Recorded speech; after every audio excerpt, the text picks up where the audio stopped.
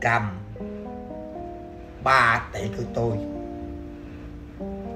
và tránh tôi ra. Chết sai rồi. Là sao? Mới nhớ lại đi. Cầm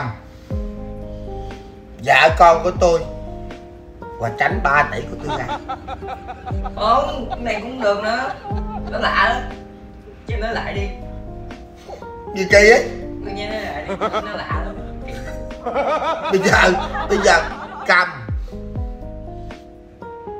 3 tỷ của tôi và tránh vợ con tôi ra. Ủa? Được chưa? Gì vậy? Ừ, cái này không có được. Cái này nó sao sao quá. Ủa gì vậy?